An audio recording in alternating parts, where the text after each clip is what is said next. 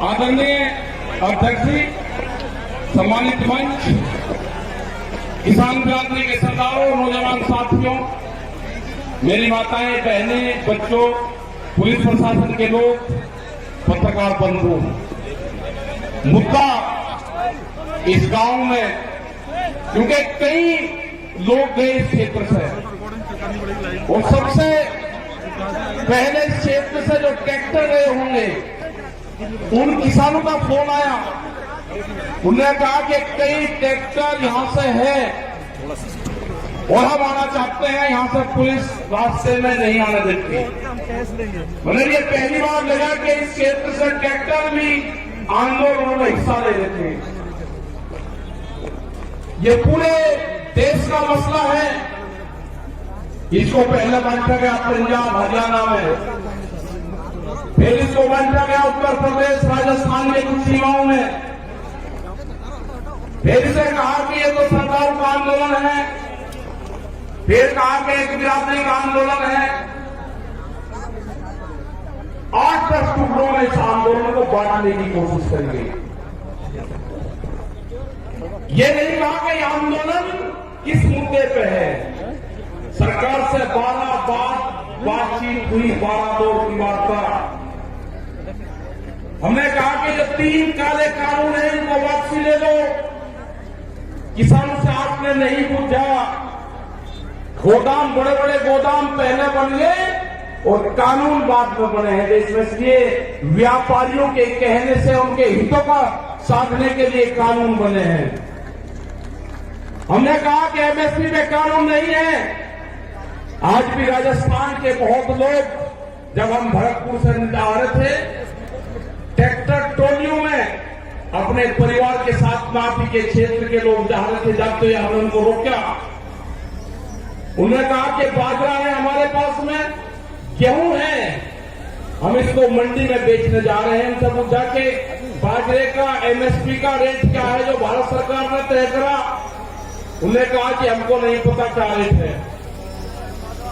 मतलब आज भी देश में ये हालात है कि किसान को सरकारी रेट का नहीं पता। मंडी में उसकी बोली लगती है। जो किसान अपने घर से अनाज लेकर चला गया, व्यापारी उसकी बोली लगाएगा, उसको उसकी कीमत का नहीं पता कि क्या मिलेगा। बाजरे का 2100 रुपए का भाव है। हमने कहा कि आपको कहना कि जो सरकारी रेट है उसके कम पे मैं खरीद नहीं करूंगा, आप वहीं पे बैठ जाना। वो 1100 से 1200 रुपए में बाजरे को बेच पाएगा किसान, 1400 और 1500 रुपए में गेहूं को बेच पाएगा। जब उसकी फसल 1 महीने बाद में उसकी फसल आ जाएगी, उसके घर में अनाज रखा है, उसको बेचने गया है।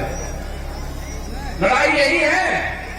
लड़ाई किसी जाति की नहीं है। लड़ाई है कि एमएसपी पे कानून बने। मिनिमम सपोर्ट प्राइस जो है 1975 रुपए से कम पे गेहूं का भाव नामित हो। वो चाहे सरकार खरीदे या कोई व्यापारी खरीदे, उसके कम पे खरीदना हो। 2100 रुपए के आसपास का बाजरे का रेट है। बाजरा उसके कम पे खरीदना हो। मक्का 1700-1800 रुपए का रेट है, उससे कम पे खरीदना हो। धान में 1800 रुपए से कम पे खरीदना हो। यह है कानून। इसके लिए लड़ाई वहां पर चल रही है। 100 दिन के आसपास लोग आ रहे हैं। सरकार तैयार नहीं है। सरकार ने कहा कि किसान की जब फसल की कटाई होगी, किसान अपने खेत में आ जाएगा, आंदोलन अपने आप खत्म हो जाएगा। उसके एक ही जबान से किसान ने अपनी फसल उड़ानी शुरू कर दी। उसने कहा कि आंदोलन करेंगे हम, अगर फसल हमारे बीच में आएगी उस फसल को उजाड़ देंगे। आपने हरियाणा, पंजाब, उत्तर प्रदेश, राजस्थान की जगह में बहुत किसान ने उजाड़ी फसल। हमने कहा कि फसल को बर्बाद न करो, ये आंदोलन भी चलेगा, ये फसल भी किसान काटेगा। ये आंदोलन कितना लंबा चलेगा ये तो नहीं कह सकते, लेकिन जो 40 लोग हैं, जो कमेटी के लोग हैं 40, उनके पीछे पंचायतें हैं, उनके पीछे सरपंचों का हाथ है, उसके पीछे पूरे हिंदुस्तान के किसान ने आस्था जताई है कि दिल्ली में चलने वाला धरना मेरे फसलों के रेट तय करेगा। ये लड़ाई बड़े पूंजीपति से है, सरकार उनकी सपोर्ट में है।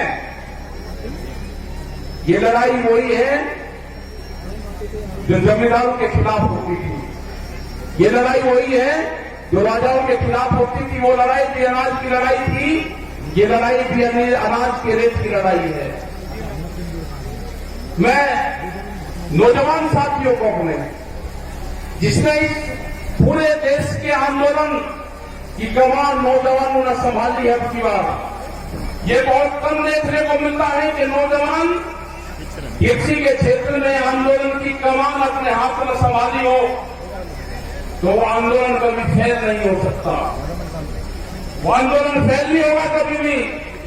क्योंकि जिस तरह से शाहजहांपुर और पूरे दिल्ली के क्षेत्र में यहां का नौजवान निकला है, उसने जाति धर्म सब चीज को भुला के, वोट को भुला के, कि कौन किस क्षेत्र का है, मेरी वहां पर आपस में क्या लड़ाई क्या टकरार हो, सबको चीज को भुला के उसने दिल्ली के आंदोलन में शरीक हुआ। जिस तरह से यहां पर लोग इकट्ठा कर रहे हैं पैसा, सरकार कहती है कि धन कहां से आ रहा, इस आंदोलन को गांव का किसान चलाता है, इस आंदोलन को हल चलाने वाला किसान चलाएगा, इस आंदोलन को क्रांति से काम करने वाली हमारी महिलाएं चलाएगी, इस आंदोलन को हाजी और पाजी चलाएगा। ये आंदोलन क्रांति का आंदोलन है, ये आंदोलन फेल नहीं होगा। एग्रीकल्चर जो कृषि में काम आने औजार वाले जो है, इस आंदोलन को वही लोग चलाएंगे जो अपने खेतों में हाथ से काम करते हैं। कोई नहीं गया घर वहां से, यहां पर बच्चे राजाराम जी मेल जी है, यहाँ पे युद्धवीर सिंह जोगिंदर जी, अमलाराम जी जो आपके शाहजहांपुर बॉर्डर को प्रमुख से देखते हैं। आप 200-200 किलोमीटर से यहां से जाते हो आप, और दिल्ली को होश नहीं अभी, कई लाख आदमी दिल्ली के चारों तरफ को है, और दिल्ली फिर कान खोल कर सुन ले, ये ट्रैक्टर भी वही है, ये किसान भी वही है। आप ज्यादा तानाशाही दिखाओगे, ये किसान अब की बार में ज्यादा तादाद में दिल्ली में जाएगा, ज्यादा तादाद में किसान जाएगा, यहाँ की फसल कट जाएगी हमारी 1 महीने में। ये कह रहे कि किसान ट्रैक्टर से नहीं आएगा दिल्ली, ये किसान दिल्ली ट्रैक्टर से ही आएगा। जब इसको दिल्ली कोच करेंगे, ये किसान अपना ताम झाम लेकर आएगा। हर क्रांति होगी देश में, खेत में चलने वाला हर औजार वो साथ लेकर आएगा। जब जब भी बड़ी बड़ी लड़ाइयां हुई, उसमें साथ लेकर चला है। वो जानते हैं कौन सा क्षेत्र है, ये बेहद क्रांतिकारियों का क्षेत्र राजस्थान। बड़ी बड़ी लड़ाइयां यहां पर लड़ी गई, ये किसान पीछे नहीं हटेगा। जो मेरा नौजवान साथी है वो पीछे नहीं हटेगा। अपने खेत की मिट्टी को जब दिवाली होली अब आएगी, दुल्हनी आएगी, रंग नहीं लगाना अपनी बार, अपने गांव की खेत की मिट्टी अपने शरीर पे लगा देना, उससे अपने शरीर को टच करवा लेना अपने खेत की मिट्टी से। जब आप दिल्ली लड़ने जाओगे अब की बार, अपने खेत की मिट्टी अपने साथ लेके जाना। हो सकता है कि वहां से आपका गांव आपके याद आए। जब मिट्टी आपके साथ में रहेगी तो गांव याद नहीं आएगा आपके। अपने खेत की मिट्टी अपने पूजा स्थान में रखो। अगर ये आंदोलन में किसान फेल हुआ तो 20 साल में आपकी जमीनें नहीं बचेगी, इतना कर्जा किसानों को आ जाएगा। सब लुटेरे आगे हैं, इन लुटेरों का मुकाबला होगा जेली और सांगों से, जो खेत में भूख हटाने के काम आते हैं। ये लुटेरे हैं, देश को लूटने आए हैं, इनका मुकाबला होगा, इनसे लड़ना पड़ेगा। पूरा दिल्ली को चारों तरफ से किसानों ने घेर रखा है। लड़ाई कितनी लंबी चलेगी ये तो नहीं कह सकते, लेकिन लड़ाई चलेगी, किसान जीतेगा। किसान हार कर दिल्ली से नहीं आएगा वापसी। सरकार कान खोल कर सुनना, दिल्ली की सरकार न किसान कायम आएगा न किसान वापसी आएगा। जब तक एमएसपी में कानून नहीं बनेगा, 3 दिन वापसी नहीं होंगे, और भी बहुत से भी लेकर आ रहे हैं। जब तक किसान वापसी नहीं होगा, जो मेरे बुजुर्ग हैं उनका जिस तरह से साथ मिल रहा है आंदोलन में, उन्हें जिस तरह से नौजवान साथियों को आके आप चलो आंदोलनों में, हमारे अध्यक्ष यहां पर बैठते हैं 90 साल से ज्यादा उम्र इनकी है, कह रहे कि आंदोलन लड़ाई लड़ो, आंदोलन करो, दिल्ली चलो। तो यही सारे नौजवानों का, सारे युवाओं का, सारी महिलाओं का यही कहना है कि दिल्ली से वापसी नहीं आना। ये लड़ाई किसी जाति बिरादरी की नहीं है, ये लड़ाई किसान के अस्तित्व की है। इस लड़ाई को हमको लड़ना पड़ेगा, बहुत मजबूती के साथ लड़ना पड़ेगा। जाति, धर्म, गोट, खास ये सब छोड़ कर ये लड़ाई किसान और मजदूर की लड़ाई है। गरीब का अनाज तिजोरी में बंद ना हो, देश में भूख पे व्यापार ना हो, बड़े बड़े गोदाम बन गए, बड़े बड़े ताले लगेंगे, गरीब आदमी को रोटी नसीब नहीं होगी, कीमतें अनाज की उतनी बढ़ेगी। ये लड़ाई है रोटी तिजोरी में बंद ना हो, ये लड़ाई है व्यापारी के चुंगल में अनाज न जाए, ये लड़ाई है किसान को फसलों के दाम मिले। ये लड़ाई जारी रहेगी, आंदोलन हमारे जारी रहेंगे और हम पूरे देश भर में जाएंगे।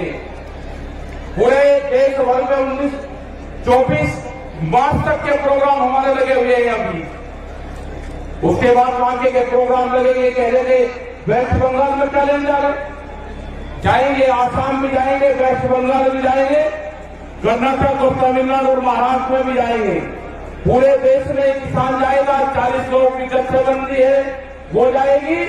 और जब तक भारत सरकार कानूनों को वापसी नहीं लेगी, जब तक एमएसपी पे मिनिमम सपोर्ट प्राइस पे कानून नहीं बनेगा, ये किसान दिल्ली को नहीं छोड़ेंगे। आपने इतनी बड़ी संख्या में यहाँ पे आए, आपका बहुत बहुत धन्यवाद। यहाँ पे जो ये मैदान है, जो कुश्ती मैदान है, भैरव बाबा का मैदान यहाँ पे है, उनको नमन करते हैं। इस पूरे क्षेत्र को, जो पहाड़ी क्षेत्र में यहाँ पर प्रोग्राम लाए के 81 गांव में जो प्रोग्राम किया, आपका धन्यवाद। जय हिंद, जय भारत, जय राजस्थान।